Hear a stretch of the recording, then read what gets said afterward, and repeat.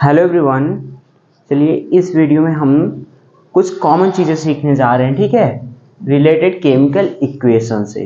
ठीक है, chemical equation से रिलेटेड देखिए कॉमन चीज़ें इसमें बताने जा रहे हैं, ठीक है। सबसे पहले देखिए क्या सीखेंगे, method to write the chemical equation, means chemical equation को हम कैसे राइट करते हैं, ठीक है। तो चलिए देखिए स्टार्ट करते हैं, स्टेप वाइज बताएंगे, ठीक है। देखिए फर्स्ट स्टेप में क्या आपको राइट करना है, स्टेप फर्स्ट, ठीक है। देखिए स्टेप फर्स्ट में आपको method to write the chemical equation, means chemical equation को राइट करने के लिए मेथड बता रहे हैं, ठीक है। पहले स्टेप पे देखिए आपको क्या आपको पता होना चाहिए, जो रिएक्टेंट है एंड प्रोडक्ट है, ठीक है, दोनों के फार्मूलेज एंड सिंबल्स क्या होने चाहिए, ये पता होने चाहिए, ठीक है। तो स्टेप फर्स्ट में क्या आप राइट डाउन कर सकते हैं, no the symbols and formulae of the reactant and product,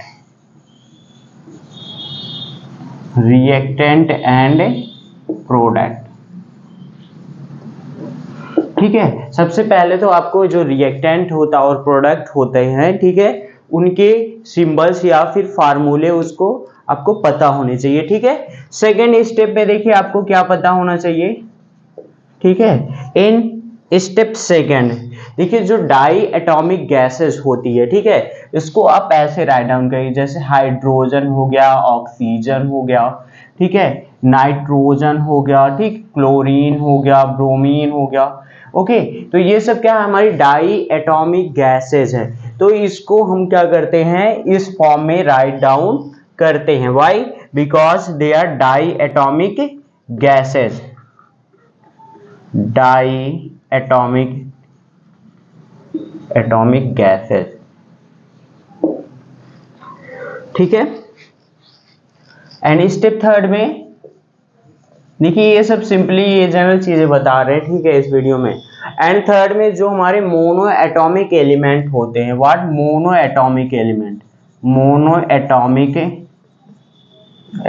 element, ठीक है, जो मोनो एटॉमिक एलिमेंट होते हैं उसको उनके सिंबल्स के थ्रू हम क्या करते हैं, रिप्रेजेंट करते हैं, जैसे sodium Na, magnesium Mg, okay, carbon C etcetera, okay. तो सिंपली जो मोनो एटॉमिक एलिमेंट होते हैं उनको उनके सिंबल्स के थ्रू क्या करते हैं, रिप्रेजेंट करते हैं। तो ये तीन देखिए आप समझ गए ना, method to write the chemical equation. सबसे पहले आपको क्या पता होने चाहिए, सबसे पहले आपको जो रिएक्टेंट एंड प्रोडक्ट हैं, ठीक है, उनके सिंबल्स और फार्मूले ये पता होने चाहिए, ठीक है।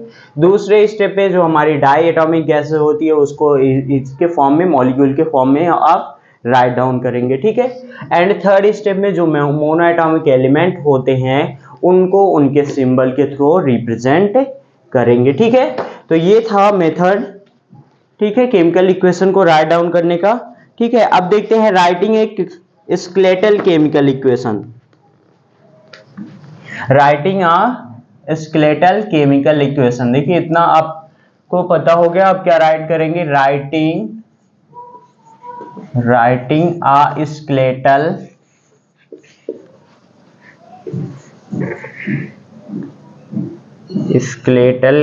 Chemical equation,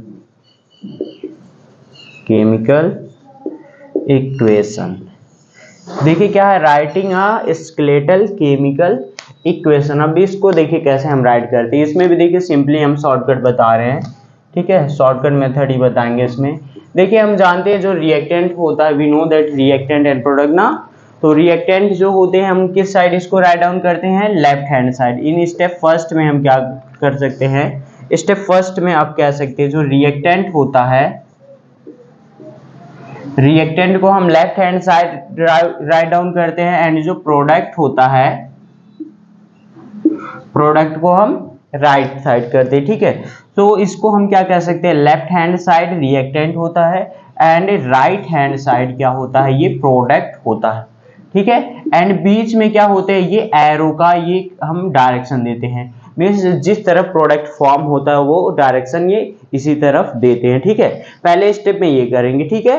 and second step में क्या होगा, स्टेप सेकेंड में अब देखिए जो हम अगर हमारी रिएक्टेंट ठीक है दो 2 और मोर हो ठीक है तो उनको क्या करते हैं प्लस से ये करते हैं। सपोज एक एग्जांपल के थ्रू देखिए बता रहे हैं। सपोज देखिए अगर कह दिया जाए जिंक ठीक है, एग्जांपल ले रहे हैं इसमें।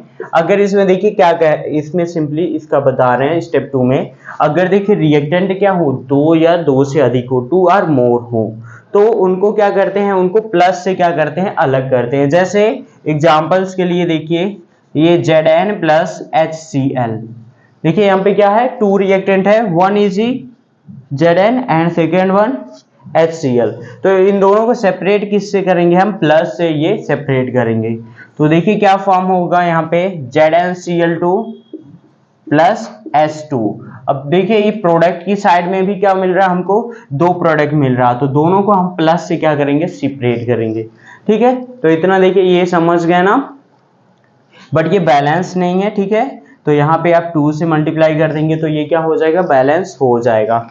Okay and in step 3 step third में देखते हैं। स्टेप थर्ड में अब देखिए ये बात आती है थर्ड में, if the reaction is reversible, अगर रिएक्शन क्या है रिवर्सिबल है मींस बोथ डायरेक्शन में होता है तो उसको हम क्या करेंगे हाफ एरो से क्या करेंगे डिनोट करेंगे। ठीक है जैसे क्या है एग्जांपल N2 प्लस H2 ठीक है ये फॉर्म होगा NH3 अमोनिया, ये फॉर्म होगा। अब देखिए ये रिएक्शन क्या है हमारा बोथ डायरेक्शन में है तो इसको हम हाफ एरो से ये प्रेडिक्ट यहाँ पे करेंगे। ठीक है तो ये सब थे सिंपली देखिए इसको राइट डाउन करने का मेथड था, इजी है। ठीक है तो पहले ये समझ गए ना, पहला क्या method to write the chemical equation. सबसे पहले क्या आपको चाहिए, know the symbols and formulae of the reactant and product. सबसे पहले आपको रिएक्टेंट एंड प्रोडक्ट का उसको सिंबल्स और फार्मूले जो उसको पता होनी चाहिए। सेकंड में जो हमारी डाई एटॉमिक गैसेस होती हैं उसको मॉलिक्यूल के रूप में आप राइट डाउन करते हैं। ठीक है एंड थर्ड क्या है जो हमारे मोनो एटॉमिक एलिमेंट होते हैं उनको उनके सिंबल के थ्रू रिप्रेजेंट करते हैं। ठीक अब क्या करते हैं राइटिंग एक स्केलेटल केमिकल इक्वेशन। अब राइट डाउन कैसे करते हैं, ठीक है इन स्टेप फर्स्ट में हम जानते हैं we know that reactant we write reactant in left hand side and product in right hand side and in middle okay एक इन मिडल एरो ठीक है एक एरो देते हैं जिसका डायरेक्शन ये प्रोडक्ट ये साइड में होता है। ठीक है in step 2 suppose that 2 are more reactant okay you separate by plus symbol. ठीक है तो हम अगर क्या होते हैं 2 से ज्यादा क्या होते हैं ये रिएक्टेंट होते तो उनको हम क्या करते हैं प्लस सिंबल से सेपरेट करते हैं, या फिर प्रोडक्ट भी क्या मिलते हैं 2 और मोर आते हैं तो उनको प्लस से क्या करते हैं सेपरेट करेंगे। ठीक है and third step is here. अब if the reaction is reversible, अगर रिएक्शन क्या होती है रिवर्सिबल होती है तो उसको हम हाफ एरो से क्या करेंगे उसको रिप्रेजेंट करेंगे। ठीक है इतना क्लियर हो गया, ये सब कॉमन चीजें थी। ठीक है अब चलिए अगला देखिए एक क्वेश्चन है। ठीक है आपसे एक क्वेश्चन कर रहे हैं ठीक है, फिर इसके बाद ये आपको बताएंगे balancing of a chemical reaction. Okay why it is important to balance the chemical equation, means chemical equation को बैलेंस करना क्यों जरूरी है, why it is important to balance the chemical equation. ठीक है अगली हेडिंग यही है। ठीक है हाँ देखिए क्वेश्चन यही है why it is important to balance the chemical equation, means chemical equation को बैलेंस करना क्यों इतना इंपॉर्टेंट है। ठीक है तो we know that okay law of conservation of mass means mass can neither be created not destroyed in a chemical reaction, means जो mass होती है ठीक है उसको हम किसी भी केमिकल रिएक्शन में ना तो क्रिएट कर सकते और ना ही डिस्ट्रॉय कर सकते। इसीलिए क्या करते हैं हम इस केमिकल रिएक्शन को बैलेंस करते हैं। ठीक है ये बहुत इंपॉर्टेंट क्वेश्चन है, इसको राइट डाउन कर लीजिएगा। According to the law of conservation of mass,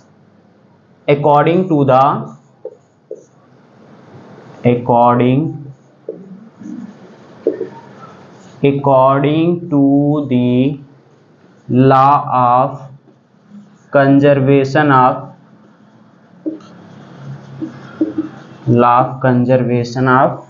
mass,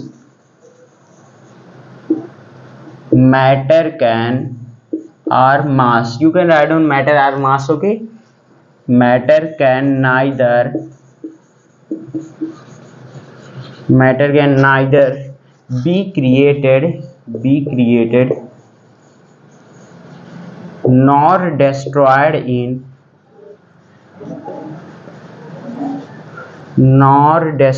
in a chemical reaction.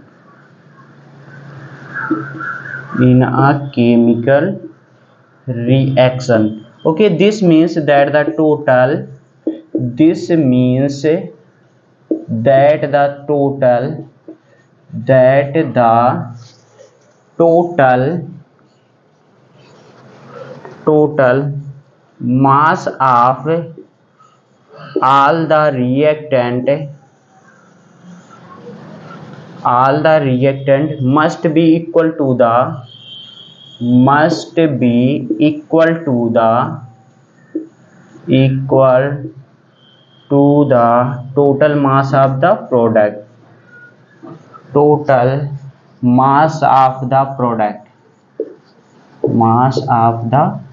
product. ठीक है, समझ रहे हैं क्या होता है? According to the law of conservation of mass, matter can neither, okay, you can write mass, okay, mass can neither be created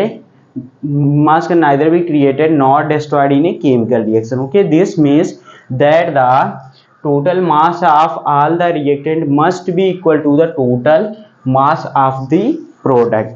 ठीक है, इसीलिए क्या करते हैं हम किसी भी केमिकल रिएक्शन को बैलेंस करते हैं. ठीक है, सपोज एक एग्जांपल लेते हैं. ठीक है, एग्जांपल देखते हैं किसका. सपोज कर लीजिए H2O का ले लिया जाए. ठीक है, H2, ठीक है, H2O देखिए फॉर्म होता है जब हाइड्रोजन और ऑक्सीजन मिलती है. ठीक है, हाइड्रोजन देखिए क्या डाई एटॉमिक गैस है, तो इसको H नहीं लिखेंगे, H2 लिखेंगे.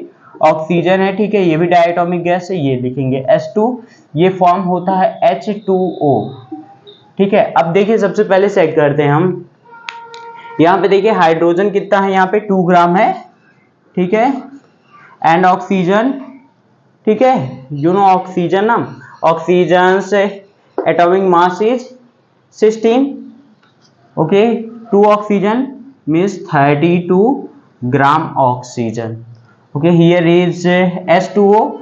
2 H2O means 2 gram hydrogen and 16 gram oxygen. So you multiply 2, 1 gram plus 16 is equal to 16 to 18 gram.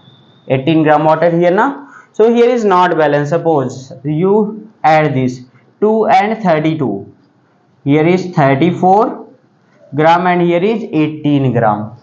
Okay, so this is not equal. Okay, so what is law of conservation of mass? Mass can neither be created nor destroyed in a chemical reaction. This means that the total mass of all the reactant must be equal to the total mass of the product. means ये दोनों क्या होने चाहिए, इसकी मास और इसकी मास, means reactant की मास और प्रोडक्ट की मास क्या होनी चाहिए, इक्वल होनी चाहिए. अब देखिए क्या करते हैं, इसीलिए हम क्या करते हैं, इसको बैलेंस करते हैं. हाइड्रोजन देखिए 2 इस साइड है, 2 क्या है, इस साइड है. हाइड्रोजन बैलेंस है, बट ऑक्सीजन यहाँ पे 2 है, यहाँ पे 1 है. ठीक है, इस साइड हम क्या करेंगे, 2 से यहाँ पे मल्टीप्लाई कर देंगे. कितने से कर देंगे, 2 से मल्टीप्लाई किया. ठीक है, अब देखिए हमारी ये जो ऑक्सीजन ये बैलेंस होगी, but hydrogen here is 4, here is 2, here multiplied by 2.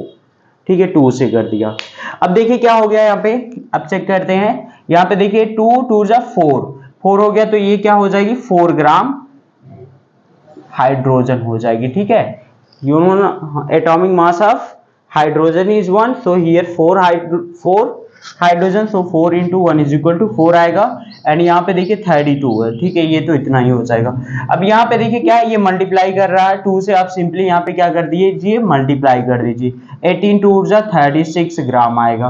और यहाँ पे इन दोनों को जब ऐड करेंगे 4 ग्राम और 32 ग्राम, कितना आ जाएगा, 36 ग्राम. देखिए रिएक्टेंट की साइड एंड प्रोडक्ट की साइड जो मास है ये क्या हो गई, इक्वल हो गई है. ठीक है, तो इसीलिए क्या करते हैं हम, कोई भी केमिकल इक्वेशन होता है उसको क्या करते हैं, बैलेंस करते हैं, अदरवाइज वो क्या हो जाएगा, वो रॉन्ग हो जाएगा. ठीक है, तो आई होप आपको समझ में आया होगा. अगर कहीं पे कोई डाउट है तो आप कमेंट में पूछ सकते हैं. ठीक है, और नेक्स्ट वीडियो में हम इसी को देखिए, जो बैलेंस केमिकल इक्वेशन होता है उसको कैसे बैलेंस करते हैं उसको स्टडी करेंगे. Okay, thank you.